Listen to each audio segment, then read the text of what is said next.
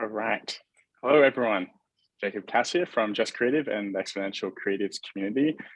We're going to be talking about podcasts today, and we have none other than Kanika, who is an Exponential Creatives member and a fellow podcast owner and has been on many, many podcasts as well. So super excited to talk to Kanika today. And we also have Tim here. I don't see Tim here, but we will be having a chat with Tim and have a conversation around podcasting and all that entails. So we're going to jump into it. I will introduce Kanika with a little bio, just so you have some background of where she's coming from, and is a fellow parent. So here's the bio. So Kanika is a CNN television journalist turned podcaster and mother of three who has twins, plus one. Kanika aims to give credit where it's often overlooked, which is the lasting impact of good parenting. Through her podcast, That's Total Mum Sense, and spin-off series What Matters Most with Maple, with co-host Michael Perry, who's a tech founder and father of two, she interviews public figures and industry leaders on not only their career success, but their life lessons they've learned along the way, and non-negotiables in their busy lives, and the legacy they aspire to leave for their children. So, and they will go on who will go on to be change makers of tomorrow. Okay, I got that one in there. All right, so past guests on Kanika's show is Kelly Rowland, America Ferrera, Rebecca Minkoff, Bobby Brown, Malika Chopra, Shannon Lee, Natalie Morales, and Daphne Oz. That's Total Mum Sense podcast has garnered over 1 million digital streams last year, and Kanika has been featured in Forbes, ABC, NBC, Fox, and Thrive Global. So quite the podcast, quite the bio there. So thank you for sharing that. And Tim, if you are there, please let us know in the chat, and we can chat that way. Cool. All right. So, did you want to share your presentation, Kanika, or do you want to introduce yourself any further? Yes, no, this was a wonderful intro. Thank you so much for the opportunity to be here, Jacob. You've been a joy to work with, and I'm proud to be part of this community. And I love that you're giving us a chance to share our insights, and because we're all experts in our own right. And so to be able to do presentations like this is really wonderful. Yes, absolutely. And Tim's actually going to be doing one very shortly on Webflow as well. So we've got some experts in the room. So let's jump into recording. I just gave you permission. Okay. So you can. All right. So I will share my screen. Oh wait. Tim said he's here, but his audio's his son is going crazy in the background, so his audio is off. I completely understand that. My three kids are with my in-laws, so that's why it's pin drop silence in this house. It would not be otherwise. Okay, let me just make sure that, you know what, I'm having a hard time sharing the screen. Is there a way I can have you share it on your end? Yeah, I can do that. Okay, thank you. I have that up on my screen. And then I'll just tell you slide. Okay, cool. Thank you. I will do that. Share screen.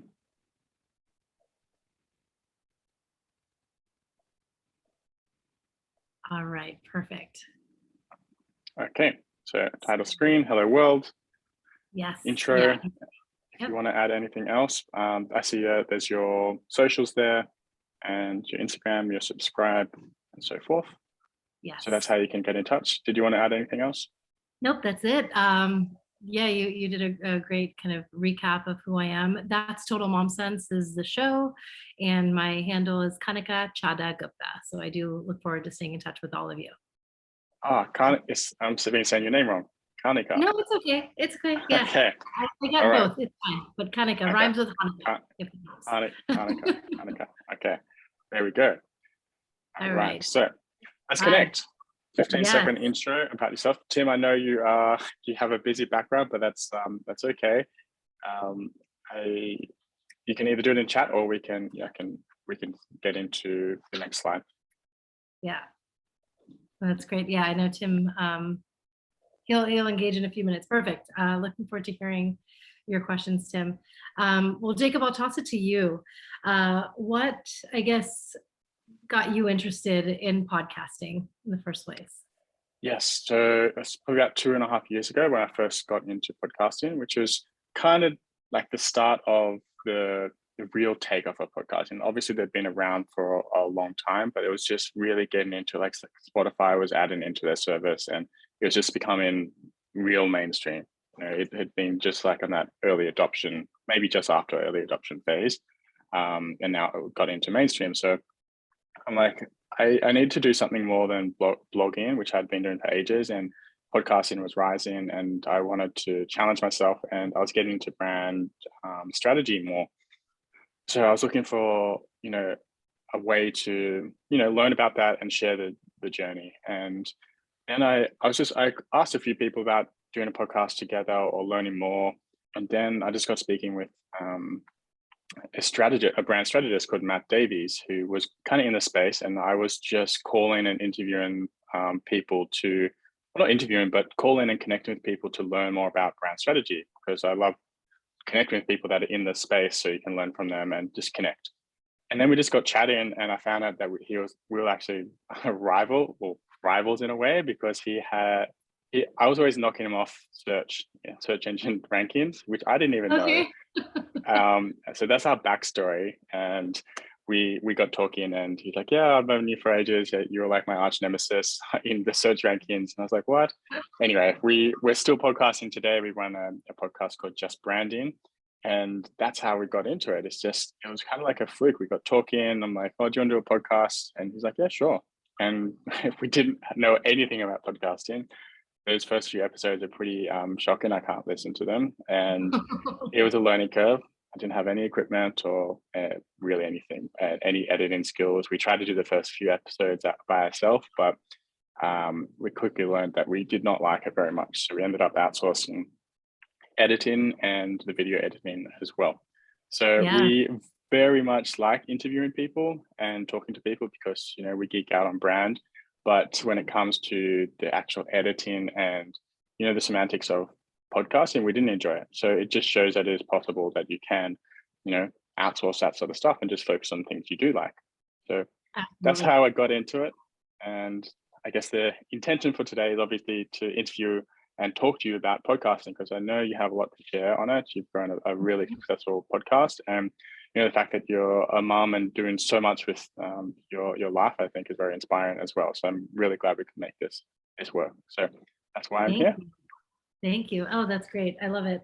And I'm sure many of you listening to the replay have your own stories as to why you got into podcasting, whether you found an ideal co-host the way Jacob did, or if you're doing it solo and you want to use it as a means to really create, be a fixture within your industry as an expert. I think that's really the goal. And so, yeah, we'll get into it. We can do next slide. I think we could also talk about the benefits of podcasting, because yes, it positions you as an authority, and it gives you a larger audience, and it also can bring in clients. It can you can monetize it, right, with ads if you wish. So there's a few benefits of podcasting. Also, the fact that you have a really intimate connection with the listener, because they're listening right in their ear, and they've tuned in to listen to you. Often they are pretty focused on what you're saying. So they're running, they're in the car, they're really tuned in. So that's some of the benefits that we've noticed. I'm not sure if you've had anything else to that. Yeah, no, that's great. And it's really like a kind of history lesson. It's the revival of radio. If you remember when radio first came out, almost like 50, 60 years ago, or a century ago, rather, there were really gripping radio shows like The War of the Worlds and FDR's Fireside Chats. And it was something that, at least in the US, American families would gather around and be so plugged in. And with the War of the Worlds, they actually thought that there were aliens that had invaded. So you can be completely consumed by this kind of media. And so it's interesting how history repeats itself in that way. And now we get a chance to passively listen. You know, for parents, they're my audience. We're always busy. We always have the kids around. We're always, you know, in the car doing a drop off or a pickup. And I think to be able to feel like we're learning something and really optimizing that time that we have is so crucial. So it's great. It's really adding to your listeners' lives. And here's a quick rundown of what we can go through today. So how to launch and scale your podcast. If you just have an idea in mind right now, how to own your X factor, what makes you different in the sea of podcasters out there, the art of the interview. And that's through my lens of being a broadcast journalist. And monetizing your show. I think that's also very top of mind for many of us. We don't have time for hobbies per se. So you want to make sure that the podcast is generating some revenue. And joining relevant communities, organizations, and events to again further position yourself as an authority in your space and connecting with your audience. And most of all, I think the key takeaway for this presentation is 7 things that TV journalists like myself want you to know about podcasting. Awesome. I don't know how we're going to squeeze all that in. That's a lot, but let's do it. Yeah, we'll breeze through it. And then I can, you know, provide this presentation to you, Jacob, and we have the replay. So okay, awesome. All right, well, let's get into it. So launching and scaling, we can, I think. Yeah, next slide. Page. Yeah, here we go. So this is just a quick kind of, it's a photo of, you know, like the lay of the land and how there's so many different podcasts. So in 2019, there were 750,000 podcasts, and now there are over 2 million with over 50 million episodes released. So if you want to talk exponential, this industry is mushrooming and really, you know, it's burgeoning right now. So it's a great time to be a part of it because the captive audience and the loyal audiences are there. And you know, I implore you all to be consistent if you choose to start a podcast or continue one that you have. You know, a typical cadence is 1 episode a week, and there are those who do dailies that are much shorter because you don't want to pod fade, and that's a term that we use when, you know, someone launches a podcast and they only have like 5 episodes that are live, and then all of a sudden they disappear. So, you know, I think you should be intentional about it if you want to be in this game. Okay, next slide. And yeah, this is another slide that showcases some of the top podcasts we know. And just to give you just some stats, Joe Rogan, the Joe Rogan Experience, I think we've all heard of it. He gets about 16 million downloads per month and earns $20 million a year from podcasting. Another top podcast, we can do next slide. Alexandra Cooper, or that was probably on the previous one. So Alexandra Cooper hosts a show Call Her Daddy, and she makes a little under $500,000 an episode. And she rose from 12,000 listeners to 2 million in 2 months when she was picked up by a distribution network called Barstool. So, you know, you could get really lucky, but I think, you know, you have to put the work in and really know who your audience is and what your lane is when you're in this space, and know that, you know, you shouldn't enter like podcasting for the money. The potential is there. But I think just kind of going in with that mindset that you can earn, but it's not going to be in the millions right off the bat. This is a slide. Okay, the next one is a slide of the breakdown of genres that are out there. And so know which one you fall into. And for Jacob and I, we are in the discussion and talk show format show, which is, you know, a little more than half of podcasts out there. I know many of us are addicted to the true crime shows and all things nonfiction and entertainment, but it's nice to know what exists and what's really trending. And on this slide, the reason why you're getting into podcasts is really important. So you can understand, you know, the length of your show, how where you're going to market, who you're talking to, and what you want to get out of it. Is it, money is not really part of it, but it also is because you could get clients, or you could be positioning yourself as a thought leader. It could be seen as a marketing expense, but you become a thought leader. So just as an example there, so Matt and I in our podcast, we have no ads. However, we do get clients from it, right? People tune in, and it positions us as experts, and we give lots of value to our audience as well. Plus, we get to interview people that we wouldn't usually get to interview, get access to them. So there's a lot of benefits of it. We see it as just a marketing expense, right? We have to pay video editors, we have to pay VAs, and audio editors, right? And hosting costs and all of that. So it isn't a marketing expense if you don't have ads, but you look on the other side of it, and it's there's a lot of upsides. So that's really, I just wanted to share on that slide. That's great. Yes, yeah, it definitely builds your credibility in your industry. So here's again a look at the potential. As I mentioned, someone like a Joe Rogan gets 16 million downloads per month, but for the rest of us, don't get discouraged, because if you have more than 26 downloads in the week of when your episode releases, you're already in the top 50% of podcasts. And if you have more than 3K downloads, you're in the top 1%. You made my day. Yeah, I know, right? So we're winning. We're already winning.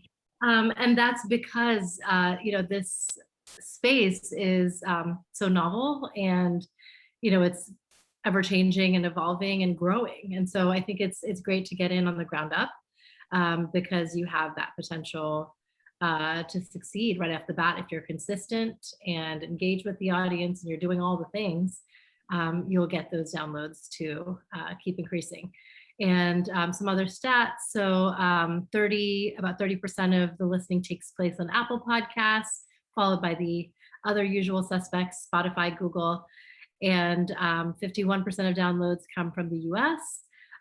So just, the American audience has really embraced podcasting as a medium, and about 6% from the UK and 5% from Canada. Not sure what Australia is, but maybe it's comparable to the UK. Yeah, it's probably just a little bit less. Yeah, and yeah, that's kind That's pretty interesting about where people listen. So like, if 50% are on Spotify and podcast, Apple, like where's the other 50%? I know. Yeah. I mean, I feel like you could do a Google search, you can do a YouTube search, and listen to podcasts as one-offs that way. But I think those who are avid listeners are listening through an app. Fair enough. Yeah, YouTube. Yeah. So we also post the video version of our podcast on YouTube, so people can watch as well. Right. Yeah. And that's, again, up to your discretion if you want to do that. This is just a fun ABCs of podcasting. We don't have to go through this full list, but some buzzwords that you'll hear are audiogram. That's one it's basically a teaser where a soundbite is taken out, and you see the soundbite on a graphic, and that's something that's very easily shared on social. And your RSS feed, which is the feed that goes up on your website and on your podcast software of choice, whether it's a liberated syndication, Libsyn, Podbean, Buzzsprout, that has your RSS feed of basically where your episodes live. And then let's see some other good ones. Pop filter. So that is essentially an accessory that you put on top of your microphone, and it helps kind of block out any of the popping sound when you're saying, especially the letter P, pa, pa. It actually is a filter for that. So if you want to get really fancy with your equipment, you can do that. Yep. Or you can get a mic that has it built in as well. Yes. Yeah. I love my Yeti mic. I mean, I travel with it, and so I don't bring in all the add-ons, and I'm very happy with that. The next slide has some equipment and kind of the breakdown of that. Oh, here's before that. Yeah, you can show this, a good getting started. If you want to just visit the URL podcastinsights or podcastinsights.com and /start a podcast, you can get a great download that helps you with getting started. I think that's its own Yeah. And kind Pat of Flynn also has a great one. So he has a podcasting course, but he has a really great a free podcasting ebook that for download to get started. And that's what I use to, learn the ins and outs of some of the lingo and how to get started. But honestly, you don't need much to get started. A microphone, Zoom, and and some podcasting software, which you can do for free. To get started, you learn by doing, and that's exactly what Matt and I did as well. And we shared that we're new to this, and we laughed about it, and had some fun with it. And over time, you can learn it. So yeah. Yeah, you just refine it as you go. And this is just a quick kind of breakdown of maybe the things you need. Obviously, we all have a laptop if we're watching today, a Yeti microphone, pop filter, headphones. The software is listed. GarageBand, if you have a Mac computer, it already comes built in. So that's great for doing some voiceover or your intro and end tags. And then Zoom is where I record. If you have a bigger team, a bunch of co-hosts, or if you're going to have a few guests at a time, Squadcast is a great option because they actually allow for unmixed audio. So every single user's audio comes in as a separate track, and Zoom, it's all on one track. So to be able to manipulate that is great in the post-production phase. And some podcast software options. Headliner is great for audiograms. Great. Yeah, I noticed there's a lot of costing with some of these, but there's also free versions of all of them as well. So if you really just want to get started, you can do it free. Right? There's always free plans on or trials on all of these. So don't get discouraged by some of these. Like you're seeing like dollar figures, like you need $100 a month. You definitely do not need that much. So cool. All right, next page. And as Jacob was mentioning, definitely leverage AI and the talent that we have worldwide. I think Fiverr and Upwork are a great platform to seek video editors and podcast editors, sound engineers, whatever you may need. And I used a service called Repurpose House. They create highlights and audiograms. So you don't have to do everything yourself. You can hire third parties to do it for you. Yep, certainly. So when everyone and their mother has a podcast, I thought that this would be a fun title for this because I'm a mom. But yeah, everyone and their mother does have one, or at least has an idea for one. And so you have to figure out how you're going to stand out.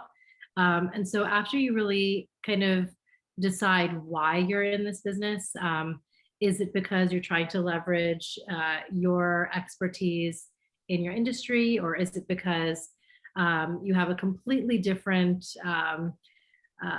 passion and you enjoy interviewing those that fall in line with that line of work? Whatever it may be, the next thing would be to hone in on your how, and that's how can you serve. I think we all have to keep that in mind in whatever we do. We're all in some sort of service industry, and for me as a content creator, I want to serve my audience of parents with really valuable content. And so I always ask, is this fulfilling the 3 E's? Is it enlightening? Is it engaging? Is it entertaining? The next thing would be to find your community. And there's just so many local communities. If you look on Facebook for podcasters, I love one called She Podcasts. That's a women-only podcasting collective. Good Pods is a social media networking app for podcasters where you can share your episodes and listen into others. And Pod Pros is another great one.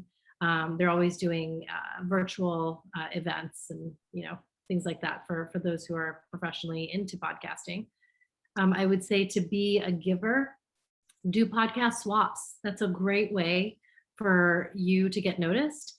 And share your story, because oftentimes we get so in the rhythm of being the one interviewing, and so it's nice to flip it around and you be on the hot seat and share your story on another podcast that's relevant. And you can do swap ad reads, which are, a pre-roll or mid-roll ad promoting another podcast on yours and have them promote to their audience. Because oftentimes it's a Venn diagram and there is a place where two audiences overlap. And so you want to, make sure that you're covering all your bases and promoting to everyone who would be interested. And resources and events. Jacob mentioned Pat Flynn, who's awesome, definitely a pioneer in the podcasting space. I worked with Farnoosh Tarabi. She's a journalist and she's has a show called So Money. She's a finance expert and she did a podcast accelerator. So that's where I learned a ton. Pod Match is a great way to book guests, and you can also pitch yourself to be a guest. So I think that's important. Know how you're going to reach out to your ideal guests. Start a wish list. That's what I have. Especially since I've been reaching out to so many celebrities, I have a list that I just, hope to attain one day, and I'll put it out there in the universe. But, Michelle and Barack Obama are on that list, and you never know. I have done a campaign with the White House, so you never know if I get connected with them and have them on the show. So I think it's important to know who those people are that you want to reach out to. And then events, keep track of what's going on. Podcast Movement is, I would say, the largest national event in the US. It's happening August 23rd in Dallas. So if you just Google Podcast Movement, all that info will come up. And PodFest is another one. They have a virtual event in September. So, being a speaker at these events, I think can also get you that noteworthiness. I realize how little I know about these things, all the extra resources. I just do our thing, record and pass it off. But it's a whole, when you get out what you put in, community. right? You get out what you put in, and like if you find your community like you're doing here, and you're doing those swaps and you act, you're growing in other ways versus just press and publish what we're doing. So you grow slower that way, but if you put the effort in, you can definitely grow faster, as you've outlined here, and get more involved. So yeah, thank you for sharing those. Yeah, look some of them up. Okay, All right, next slide. Next slide. Yeah, okay. Monetizing your show. So I just wanted to keep it very simple. Jacob mentioned, you're already monetizing when you're, sharing your tips and tricks as an expert, because there are going to be those in the audience who are on the market to be your clients. So I think that's at baseline, especially if you have a brand centric show. You could just get someone to fill out your contact form or send you an email. Be sure to have a call to action at the end so that they can, and you get a client out of a show. So there's that. But as far as an online tool, I've found Podcorn to be really extraordinary. So Podcorn is a marketplace for sponsors, and they all put their proposals online. And so you get to see, it's all different industries. I remember there was one by Sam Edelman, which is, fashion and, a footwear company, to those who have CBD oils. So it just runs the gamut of all the brands that know they want to promote on a podcast. They just have to make sure that they find the right hosts to partner up with. So you can scroll through these sponsorships and you send your proposal as to why you think you'd be a fit for that brand. And you could do a topical discussion, a giveaway or contest, or something as simple as a mid-roll or pre-roll ad, which is usually 30 to 60 seconds. And the pricing is written there. So the industry standards, it's about $15 to $30 per CPM for an ad. And so, if you have, let's say, 1,000 listeners, then it's about $150 that you could charge. It's $15 that you could charge. Yeah. If you have 100, so it's 15 if you have 1,000 listeners. So CPM, just for other, just sorry to interrupt, the CPM, right, is cost per mile. I can't remember the acronym. Yeah. So it means per 1,000 you'll get $15 to $30 if it's like a pre-roll ad, or the high rate, $30 to $50 per 1,000. Exactly. Okay. Yeah, and so when you have the downloads that are in the 10,000s and the 100,000s, then you can make some substantial revenue from your ads. And yeah, for those that are more integrated and in-depth product reviews or topical discussions that tie in a brand, then you can charge from 30 to 50 per CPM. Right. And these are some of my brand partnerships. So something that I did was, especially during the height of the pandemic, I knew I wanted to serve my audience of parents with compelling content that they could listen to throughout the week because we were all home. And so I aligned with one brand called Homer. They do, they're a children's learning app. And so I brought on the CEO, Stephanie Tua, to join me every week. And we pre-recorded all of this. So it wasn't a huge undertaking, even though it might have appeared like that. And then she spoke about how parents could teach their children the beginnings of phonics and how to build their math confidence and sensory play and learning through play.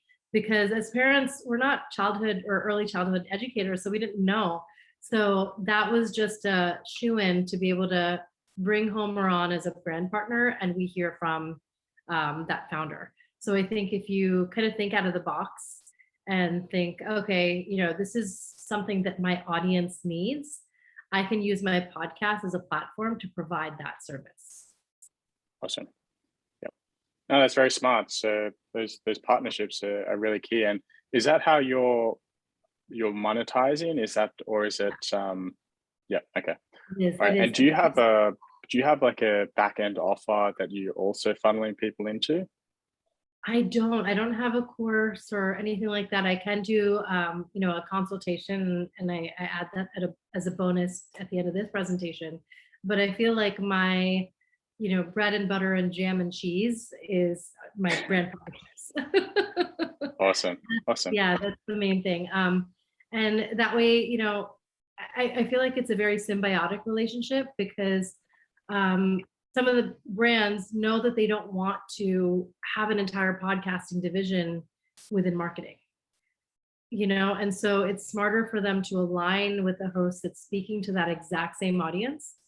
And then now they have this content and assets that they could put on their app, they can put it on their website, and then they can promote this, content too. And then of course it lives on, Apple, Spotify, and all of that. So you can get a little creative with how you're helping them, because oftentimes they don't want to put in that work to launch their own, so why not use that to your advantage?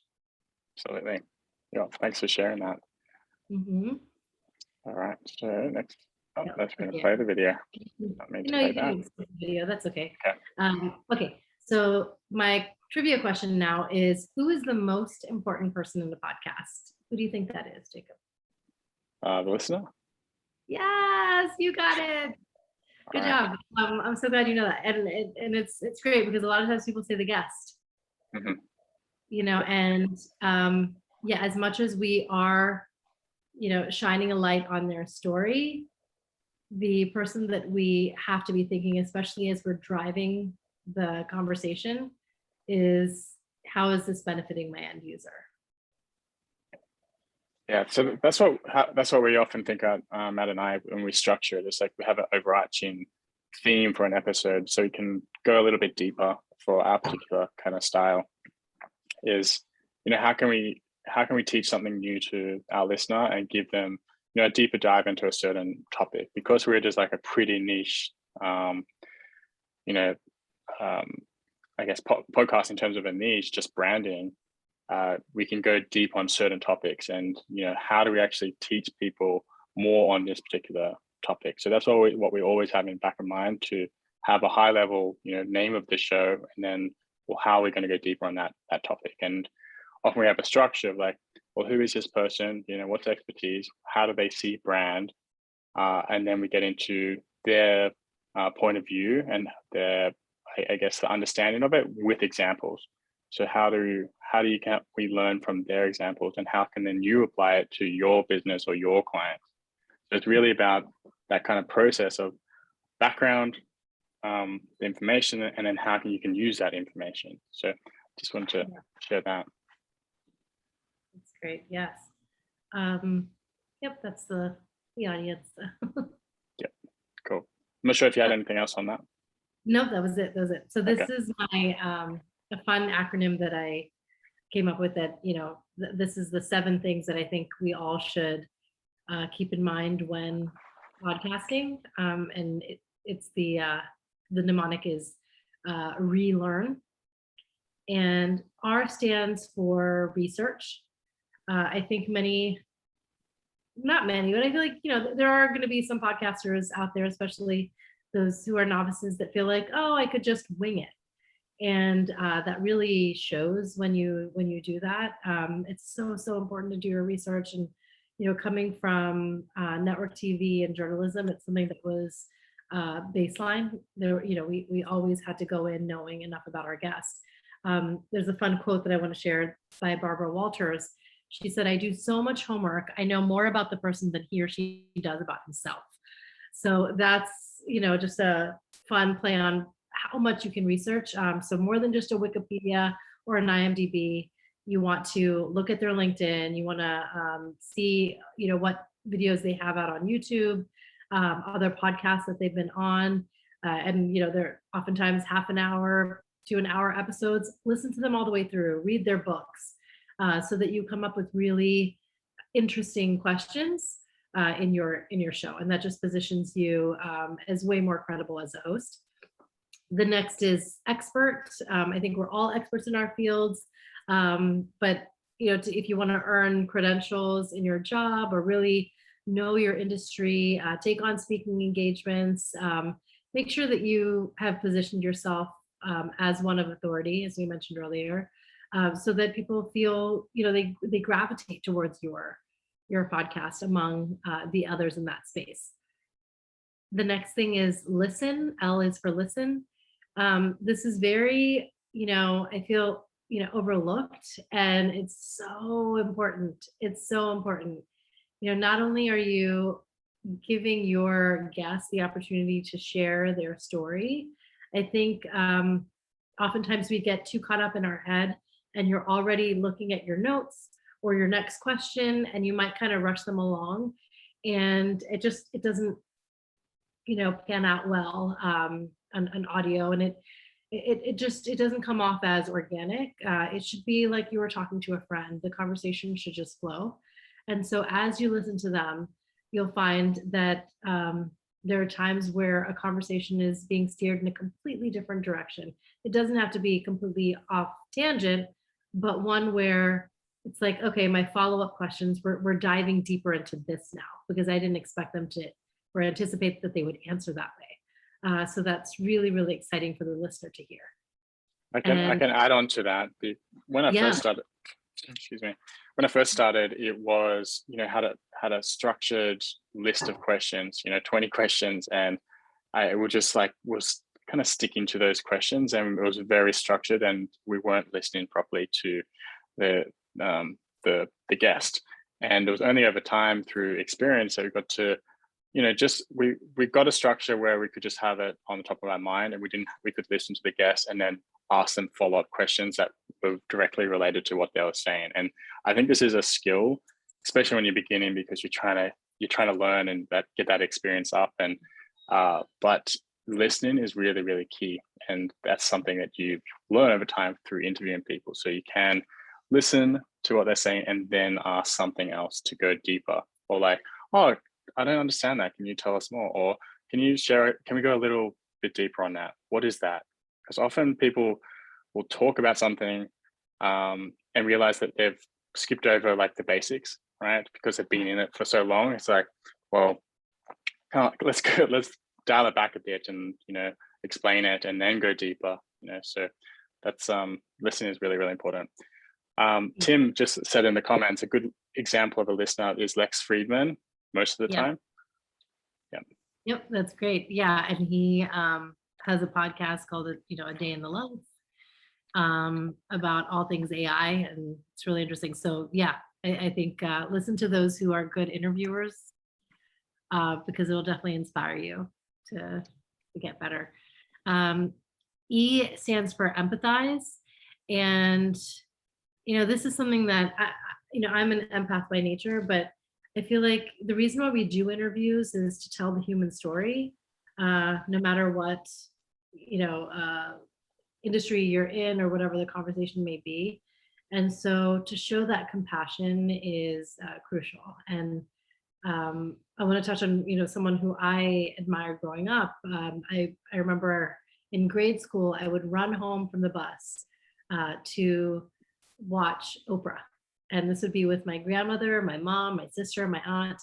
And I feel like she's someone who has this very unique skill where, it didn't matter if it was an ex-convict or a movie star in the hot seat, she would always have compassion, allow them to speak and be vulnerable.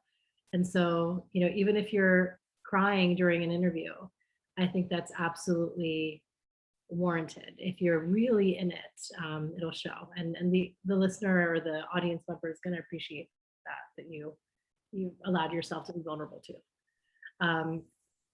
And let's see, avoid cliches. I think that's a good one.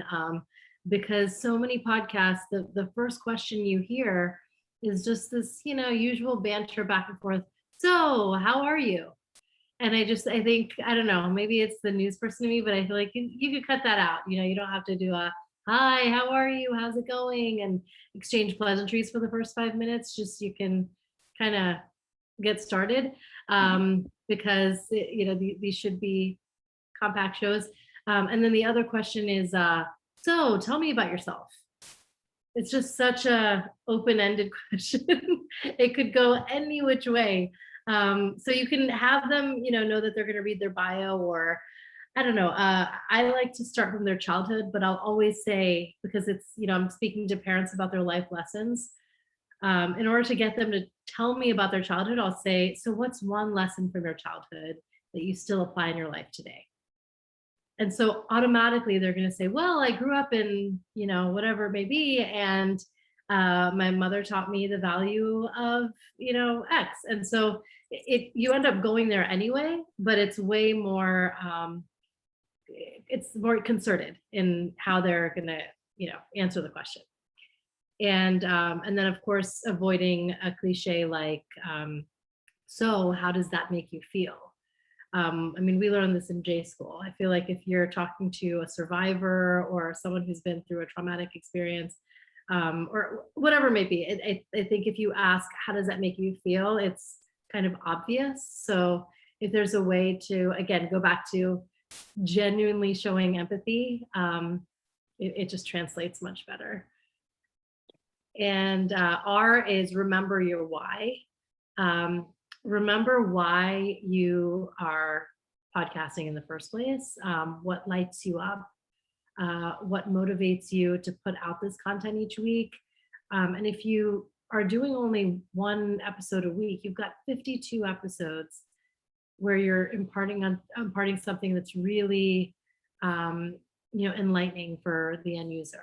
And so be very strategic and particular about what those topics are, and make sure that you aren't just, relegating to interviewing anyone or talking about anything. And then your niche, really owning your niche. And as you know, for me, it's parents. So I make sure that I know kind of who that audience is. And there's ways to do this. You could do this through a survey or looking at your demos on the dashboards. But you can even go a step further where what TV shows they watch, what books are they reading, what are some of the brands they love, where are they listening? Are they listening on their phone or their laptop or plugged into the car? Are they listening on 2x speed? Like really knowing that the psychographics and demographics of your audience will help you further hone in on who that specific subset and niche is. Super important. And I think doing anything really when it comes to business is you need to know who you're talking to. And that's why, you know, when you put up that slide of, the trivia question, like automatically I just go straight to the who it's for. So really think about it. I think is a really, really important point that you have there. And you don't have to go like super granular, but it kind of relates back to your goal. Why are you in podcasting in the first place? So Yes. who are you connecting with? What value do you want to give? And how do you want to win from it as well? So it's like a system in a way, I guess. Exactly. Yeah. Exactly. Okay, so let's relearn. Yeah. All right, next slide. Yeah, and now it's just a little bit more about me, I think. Yep. So we can cruise through these, but this is how it started. My parents, I was born in India, and my parents immigrated with me when I was 2. And it's no wonder I went into journalism and now podcasting. We always had the news on at home. And I loved seeing Connie Chung and Oprah. And, I feel like I grew up kind of idolizing them and thought, wow, they're able to tell stories for a living. And so that's kind of why I felt compelled to be in that line. Should have had this at the start. Oh yeah, sure, no problem. I wanted to just give everyone the meat first. Now it's the side dish. Yep, there you go. Very good enough. Yep, that's Fair a Taj enough. Mahal on this. Yeah, cool. All right, how's it going? Yes, this is how it's going. And so I interned at NBC, and then I worked for CNN, and I was stationed in India. So it's funny how life comes full circle after growing up in the States my whole life. And I've really embraced my South Asian culture. I still continue to dance. And the picture in the corner is my home studio. And so I do love the autonomy of being able to be part of media from my home. It's just the freedom is unparalleled. Very, very aligned with that. The autonomy, freedom is huge. It's one of my core values. Just being able to do what you want when you want and for who you want as well. So where you want, exactly. And my why is my community, my health. That's my yoga teacher. And there's a picture of my husband and one of our kids, and that's 3 of our kids. So our twins, and then our youngest in the center, Krish, Sohana, and Shrey. And they're really my why, because even though I was in journalism, I covered entertainment, and I was doing everything from red carpets to Fashion Week, to covering film premieres. And I loved being in that frenzy, in my 20s. But then, after I had my kids, I feel like I discovered my calling, and I really know what my purpose is. And it's to be able to help parents navigate this world of child rearing. And, the reason why I bring on public figures and celebrities is by design. Though I covered entertainment, I just felt like, I don't want to talk about who are you wearing and all the fluff. I'd rather get to know, so you've reached this level of success in your life. Now, how are you going to pass that on to your kids? And that's what really gets me is, what are those life lessons? Because there's something for all of us to glean from. And, we can pass those same, principles on to our children. So that's where it led me. And it's all about legacy at the end of the day. What's the legacy that you want to leave for those after you? And that's what drives me. No, it's very powerful stuff. And I love that little quote you have down in there: legacy, planting seeds in a garden you never get to see. Never heard it like that. But yes, it's interesting thought. Yeah. And I think I have one last slide, maybe. Okay. Okay, yeah, we can skip this, but it's my show concept. And I decided my pillars, and that's something that maybe you want to think about as you're starting your podcast, but it was to be insightful, informative, inclusive, inspiring. So awesome. And then defining what you don't have as well, like no banter, no bullshit, no sales pitches. Yep. Yes, no exactly. self-driven. Yeah. It was so very crucial for me to make sure that I understand. it's important to define your show and how you want to show up, because in contrast to that, our show is, we do have a bit of friendly banter. We laugh a bit, and Mhm. I wouldn't say we have BS, but we have no ads and we don't pitch. However, we do have an agenda in some way, because we want to show our expertise, but we also want to connect with the audience. And I guess the agenda there is, well, give value to the audience, but also show that we are experts as well. So that's our kind of like self-driven agenda. I think there's always some part of it that, I don't know what you meant by that, but I think there is, people get into podcasting for a reason, I guess. Yes, That's what I'm saying. exactly.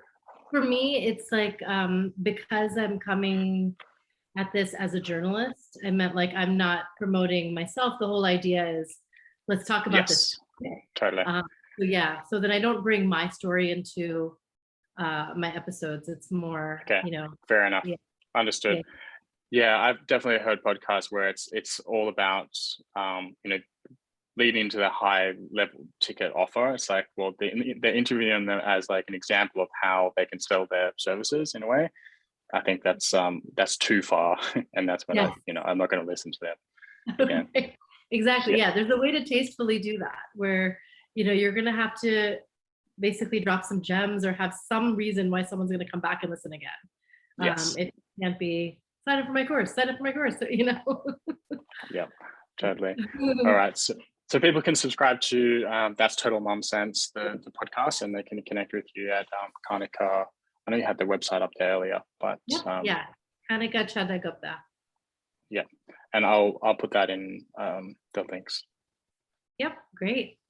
And yeah, this is a snapshot of the show. We can just some of the celebrities I bring on. That's praise, and that's my highlight reel. Did you want me to play it? Yeah, you can. Let's see if it works full screen. Can you hear the sound? No. No sound. Yeah, I thought that happens when maybe I'm on AirPods. Oh yeah, no worries. Well then, we have this. There's also a button. Give me 1 second. Let's zoom. But this highlight reel that I came up with was something that I have put on YouTube and on social, and it's again just an example of what you can do to give someone a snapshot of the show. Okay. It's fun to see. I found a button that says share computer sound, so let's see if it works now. Dr. Lisa. Hi, I'm Farnoosh Tarabi. Hi, this is Christelle Lynn, and you're listening to me on That's Total Mom Sense. I want lipsticks for everyone. Even when I was making foundations. We've been building these direct-to-consumer media brands, and I really thought there was a space for a more storytelling, premium-led video brand for women. Started a beauty brand out of my apartment, and now to be a Black female founder at Unilever, there's been some incredible key learnings. Perception that motherhood softens you. Mm-hmm. It has softened me towards them. Right. But it has toughened me like nobody's business. I'm Kanika Gupta, and I'm the host of a podcast where I cover topics like what to expect when you're done expecting, finding your purpose, and I interview influential mamas on their secrets to success. Nice. I can see you bringing your journalistic side out in some of the videos. Yeah, I love doing a sit-down interview, and now that the world is opening up, I am getting back to that. But this is my bonus offer for the EC community. If you subscribe to the podcast, leave a review, and you send me a screenshot, you can avail a complimentary discovery call with me where I can walk you through all that I know about the ins and outs of podcasting, which is a $200 value. And then you'll also be entered into a raffle, because I do share I do shout outs of my reviews every month. And that person can get $150 worth of brand partner, I feel goodies for my brand partners and my merch. So awesome. That's an awesome bonus. I didn't realize that would be here. So that's awesome. That's cool. So subscribe to the podcast, leave a review, take a screenshot, send it to your email. You can grab a consulting offer and also go in the raffle. That's awesome. Yeah. Cool. Yes, that. And we Cool. can export that presentation. All right. let's see. Thank you. Yeah, I'm in the EC community, so you can DM me. There you But go. yeah, this is great. All Do right. we have any questions from Tim? Or do you have any that come to mind, Jacob? Yes, he does.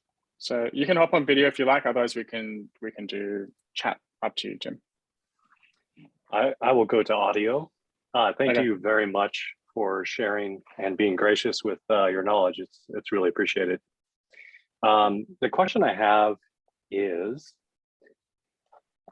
do you feel it's worth it for new podcasts to be started? Because like you're saying, everyone can do it and has one. Do you see value still with a podcast? Yes, I do, only if you intend to do it for the long haul.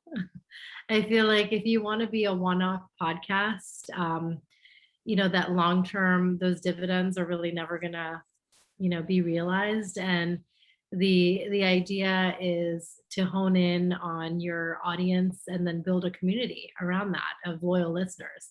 And so you have to be consistent in putting out the content. And, I loved it so much that I made it my full-time job. But for many of us, we have our own entrepreneurial ventures that we're working on, which could be, brands, design, real estate, what have you.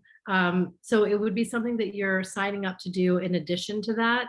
But as Jacob mentioned in the beginning, it's a really valuable marketing tool. It even allows you to practice your public speaking and engaging, with an audience, and really diving deep into all that your industry has to offer.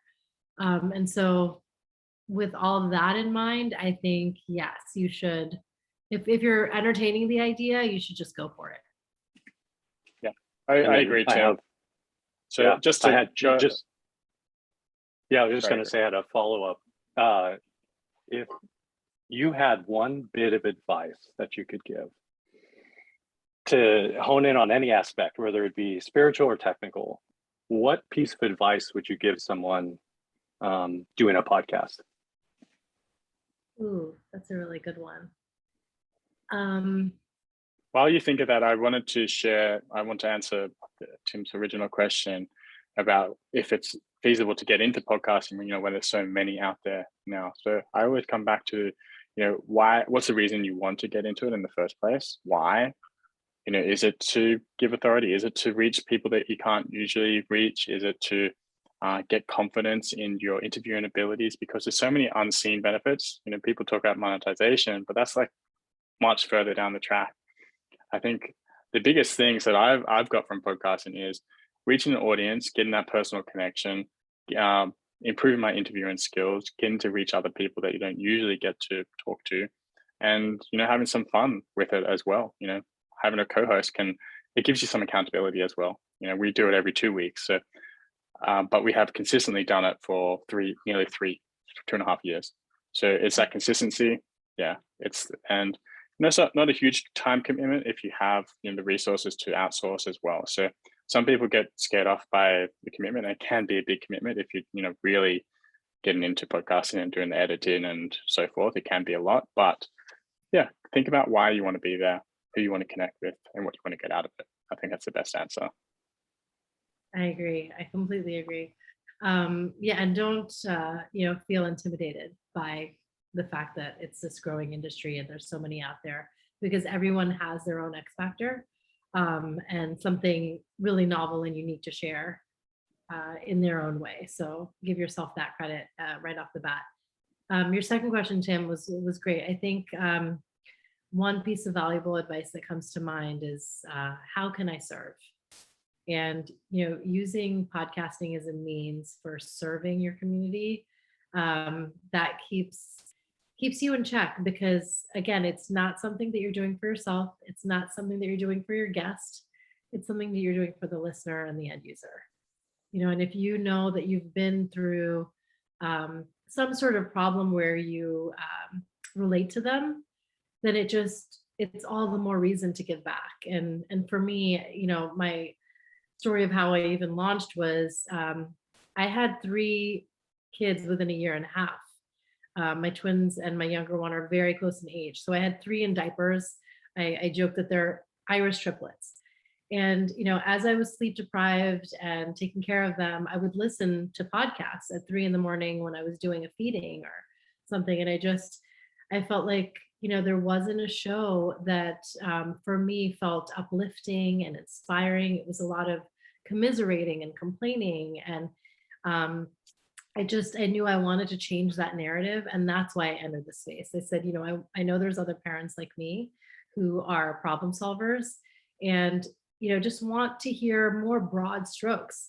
Like, what is there to expect next? I think at every phase of parenting, we're thinking, this is hard. What's next? And then when you have a parent, especially somebody who's seen some level of success in their life, it's like, okay, how did you get here? Tell us your arc. And now how are you passing this on to your 2-year-old or your 10-year-old or your 15-year-old? Because you want them to have that same level, if not more, confidence and chutzpah and tenacity and scrappiness. Like, that's what we want our kids to go on with. So that's why I launched the show. I thought, I haven't heard one like it, so I have to do this. And so if you're in that same boat where you've listened to enough podcasts within your industry and you're like, no one's doing it this way, then you do it. You go ahead and build that. Even if it's not, totally unique, it's your story, it's your voice. So in that way, it's unique, right? Think about how many other Webflow designers are out there, Tim, or how many web designers, right? You do your thing in your own way and your skills. You're going to deliver a different experience than the next person. So yeah, I'll leave it at that. Advice, I think that's really good advice. Coming back to the user again, what you said, Kanika, about who you're serving. The most important person in the room is that person. So if I don't know what your thoughts are, but if it's like, if you're in the web design business, are you interviewing startup owners to, talk about their website or their business, or just to dive deeper? And you could talk about brand and design, for example. So who are you going to serve? Who is your listener? It's really, really important. Yeah, Tim, do you have a podcast? I do not. I'm currently trying to kind of do the things that you're talking about, where I'm figuring out the why, who my audience is. And I've done video stuff in the past that I use primarily to try to help educate and get leads from, which has been wonderful in the past, but I'm kind of taking a step back and wanting to do something a little bit more impactful. So this podcast has been really helpful so far. Oh, that's so great. I'm so glad. And I think, just kind of knowing your landscape. So what's your line of work, if you don't mind me asking? Yeah, so it's brand identity and web design and illustration. And yeah, so that's what me and my wife do for our design business. Oh, that's so exciting. Well, I think that, it's a ever-changing field, and, there's always so much dynamism you can add to your website. And so the fact that you can share that and bring on, as Jacob mentioned, whether it's a startup owner or, success stories, or, how launching a new website revolutionized someone's business because they weren't getting those leads or that traffic before. I think there's just so much you can do there. And if you listen to other podcasts that are in that same vein, see what they're doing, and then see like, okay, how am I going to do things my way and, possibly a little differently. Yeah, I've been going down the track of just watching tons of channels that are sort of in my industry that have, a couple 100,000. And I noticed that there's a element of simplicity that they have, and that their content is very focused. So it's just kind of something I'm honing in on. A follow-up question I have is, so I've heard you guys talk about, co-hosts and interviewing people. If I am a podcaster that's looking to at least start off with not having a co-host or doing any interviewers, do you have any advice in that arena of things that I can be doing to keep my audience engaged? Oh yeah, sure. I think definitely create a content calendar so that okay, these are some of the topics that someone who is interested in web design is already researching. So decide what those topics are, and you can absolutely do your own hosting and just kind of speak to your experience and your insights. I'd say go a little shorter. Oftentimes, if it's with a guest or you have a co-host and it's more than one person, you can go into 30 to 45 minutes. I feel like that's the sweet spot. Once it gets more than an hour, it's a little too long. But if you're doing this solo, I would say 15 to 20 minutes of, these nuggets and takeaways that the user gets, I think is great. And because it's so palatable, it's something that your audience would look forward to listening to again. It didn't take all day to get that wisdom imparted. So yeah, it's very easy for you to host on your own. Tim, can I ask the reason why you want to get into podcasting? Yeah, and that's what I'm trying to figure out fully right now. But really, it comes down to one of the core whys of our business is that we want to help. So we want to help businesses succeed. And I kind of thought about the education that I received, and I realized how kind of unhelpful it was in the design arena. And I kind of want to change that with my own sort of episodes, if you will. So I think that's partly my why. And I'm trying to tighten that up to, be a little bit more succinct, but that's what it is right now. Okay, so with that in mind, are you going after freelancers and designers, like people, creatives then? As your audience? So I've kind of got it down to like 2 or 3 containers. So designers who are just starting out, and I want to, teach some techniques to really help them think about more traditional wise, like type scales and grids and all that good stuff. And then business owners with, the importance of a website for your business. And then kind of like designers working with clients, how can you provide an excellent experience for your client? So that's kind of the different containers I got so far. Yeah. So it's a tricky one. We also have that kind of dilemma. It's like, are you serving, designers and creatives, or are you serving startup owners and entrepreneurs, right? So they're kind of 2 buckets, and the entrepreneurs may not necessarily be interested in like design skills or how to run a design freelance business. So it's tricky. So that's why coming back to that why is very important, because it's going to help you answer those questions, and always start there, because it sounds like you want to serve creatives, but you also want it to work for your business as well. So there is something that needs to be worked out there. I don't know if there's a solution that serves both, or maybe it's, just thinking a little bit further what you want to focus on. Yeah, that's where I'm kind of at. I'm in the incubation where I know I have something at my fingertips. I just don't have it good enough to get out there yet, if that makes sense. Yeah. What I found really useful was Pat Flynn's free ebook. It goes through everything, right? It has like a worksheet you can fill in. He's like an OG in podcasting, so he's been through the ropes, and he'll go through the equipment and the setup, and the intro to the show, and like just everything step by step. So that was super helpful. But yeah, let it marinate and figure out like the reasons why. I think it's there, just not totally yet, from what I hear. Yep. Agreed. Yep.